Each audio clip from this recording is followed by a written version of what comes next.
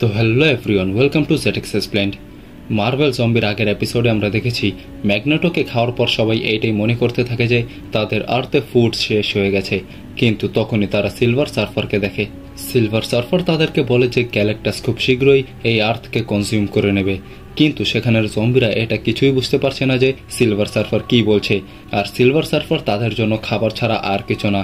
তাই সেখানের সব জম্বি হিরোসরা সিলভার সার্ফারের উপর অ্যাটাক করে। তো গাইস, এটা জাস্ট আগের এপিসোডের একটি রিক্যাপ ছিল, তাই মার্ভেল জম্বির আগের এপিসোডগুলো অবশ্যই দেখে নেবেন। তো চলুন মার্ভেল জম্বির আজকের এপিসোড শুরু করি।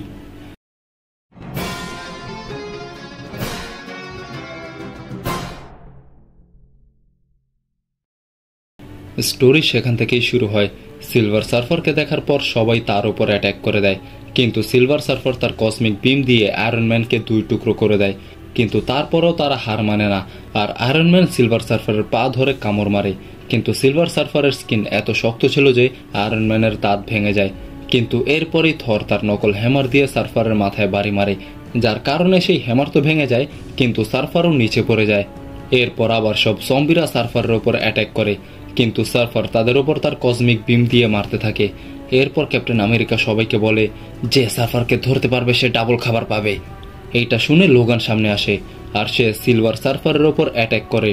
কিন্তু গাইস, আমরা দেখতে পারি যে লোগানের অ্যাডম্যান্টিয়াম ক্লস তার হাত থেকে আলাদা হয়ে যায়, আর যেহেতু তাদের হিলিং ফ্যাক্টর কাজ করছে না, তাই লোগান তার হাতকে হিলও করতে পারবে না। তাই লোগান তার সেই হাতকে কেটে ফেলে দেয়। এরপর আয়রন ম্যান লোগানকে বলে, লোগান, হে লোগান শুনো, আমাকে ওর দিকে ছুঁড়ে মারো, বাকি সব আমি সামলে নেব। এরপর লোগান আয়রন ম্যানকে সিলভার সার্ফারের উপর ছুঁড়ে মারে।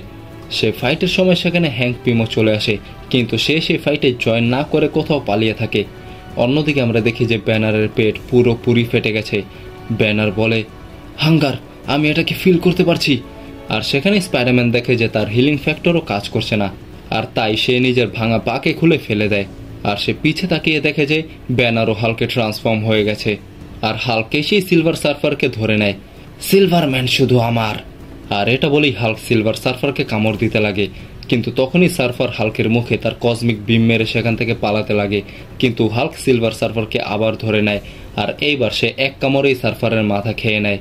কিন্তু সেখানেই পড়ে থাকা আয়রন ম্যান বলে, হে স্পাইডি, আমাকে নিয়ে যাও। আর তখনই হ্যাঙ্ক এসে বলে, নো প্রবলেম, আমি লিফট দিচ্ছি। হ্যাঙ্ককে দেখে স্পাইডারম্যান জিজ্ঞেস করে যে হ্যাঙ্ক এতক্ষণ কোথায় ছিল। তো হ্যাঙ্ক বলে, চুপ করো, তোমরা কি চাও না আমি তোমাদের সাথে খাবার শেয়ার করি? এরপর হ্যাঙ্ক সার্ফারের কিছু বডি নিয়ে তাদের সাথে শেয়ার করে।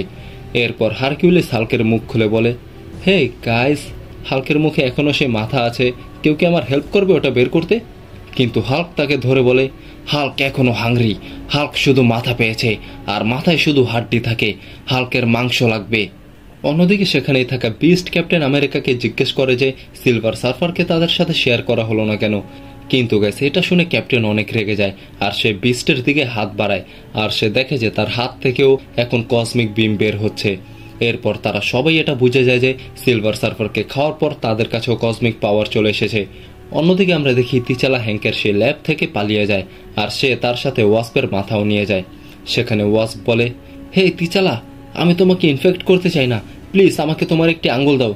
তো তিচালা ওয়াস্পকে বলে, চুপ করো জ্যানেট, তোমার কাছে তোমার বডিও নেই, তুমি খাবার পচাতেও পারবে না।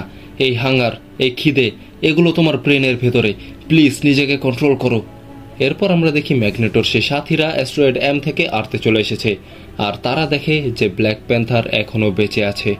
কিন্তু অন্যদিকে আমরা দেখি যে জম্বিসদের মধ্যে মারামারি লেগে যায়, আর সেখানে আয়রন ম্যান বলে, গাইস আমার কথা শুনো, দেখো আমি আমার বাকি বডি ছাড়াও উঠতে পারছি, হয়তো আমরা সবাই এখন উঠতে পারবো, তার মানে হচ্ছে আমাদের আর এখানে থাকার দরকার নেই, আমরা এখন অন্য কোথাও গিয়ে খাবার খুঁজতে পারবো।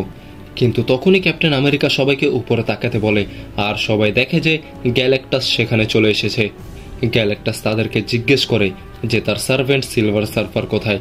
তো জম্বিরা তাকে বলে যে তারা সার্ফারকে খেয়ে ফেলেছে। আর গাইস, সেটা শুনেই গ্যালাক্টাস তাদের উপর অ্যাটাক করে। সেখানে জম্বিরাও গ্যালাক্টাসের ওপর কসমিক বিম দিয়ে ফায়ার করে।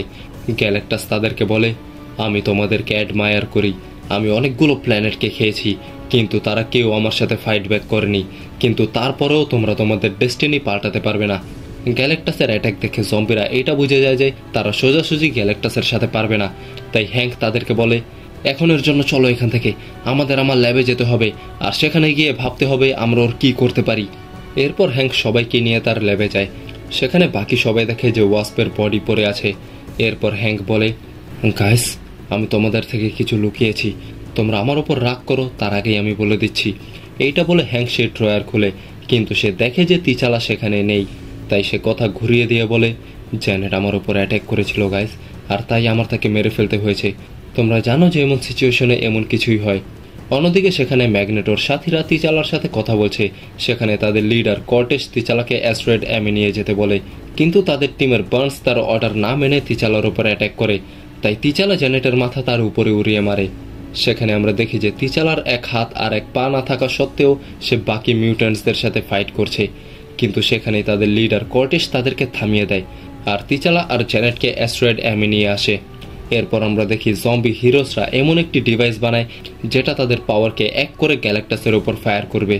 সেই ডিভাইসকে বানানোর পর তারা বাইরে এসে দেখে জম্বি ভিলেন্সরা গ্যালাক্টাসের সাথে ফাইট করছে। এরপর তারা সবাই তাদের পাওয়ারকে এক করে সেই ডিভাইস দিয়ে গ্যালাক্টাসের উপর ফায়ার করে, যেটার থেকে গ্যালাক্টাস অনেক ড্যামেজ হয়ে নিচে পড়ে যায়। এরপর সেই জম্বি ভিলেন্সরা ভাবতে থাকে যে তারা গ্যালাক্টাসকে মেরে ফেলেছে, তাই তারা সবাই গ্যালাক্টাসকে খেতে যায়। কিন্তু তখনই হিরোসরা তাদেরকে থামিয়ে দেয়, আর তাদেরকে বলে গ্যালাক্টাসকে তারা মেরেছে, আর তাই এখন তারাই গ্যালাক্টাসকে খাবে। আর এইটা বলেই হিরোস অ্যান্ড ভিলেন্সদের মধ্যে মারামারি লেগে যায়, যেখানে হিরোসরা জিতে যায়। কিন্তু জিতে যাওয়ার পর তারা দেখে গ্যালাক্টাস এখনও বেঁচে আছে। তাই সবাই দেরি না করে গ্যালাক্টাসের ওপর অ্যাটাক করে, আর তারা সবাই গ্যালাক্টাসকে খেয়ে ফেলে। এরপর আমাদের স্টোরি 5 বছর পরে শিফট হয়ে যায়। সেখানে আমরা দেখি তিচালা সে মিউট্যান্ট গ্রুপকে নিয়ে আবার আর্থে চলে আসে। সেখানে তিচালা একটি মিউট্যান্ট মেয়ের সাথে সংসার করে একটি বাচ্চাও জন্ম দিয়েছে। কিন্তু তারা দেখে যে কোনো জম্বি আর্থে নেই, ইভেন তাদের রিডিংসও কোনো জম্বিকে খুঁজে পাচ্ছে না। সেখানে তিচালা বলে, এটা কিভাবে হতে পারে, জম্বিরা এখান থেকে কিভাবে যেতে পারে, আর তারা এখন কোথায় আছে? আর গাইস, এরপর আমরা দেখি জম্বিরা ইউনিভার্সের অন্য একটি প্ল্যানেটে চলে গেছে, কারণ গ্যালাক্টাসকে খাওয়ার পর তাদের কাছেও গ্যালাক্টাসের পাওয়ার চলে আসে। আর তাই তারা এক এক প্ল্যানেটে গিয়ে সেখানের সবাইকে খেতে থাকে, আর এভাবেই তারা পুরো ইউনিভার্সের সবাইকে খেয়ে ফেলবে। তো গাইস, আজকের এপিসোড এখানে শেষ হয়ে যায়। মার্ভেল জম্বির পরের এপিসোডের জন্য চ্যানেলটিকে সাবস্ক্রাইব করে দাও, আর বলো যে এই এপিসোডটি তোমাদের কাছে কেমন লেগেছে। আর যদি এই ভিডিওটি দেখে কোথাও ভালো লাগে বা মজা পেয়ে থাকো তাহলে লাইক করে দাও, চ্যানেলটিকে সাবস্ক্রাইব করে দাও, আর দেখতে থাকো জেড এক্সপ্লেইনড।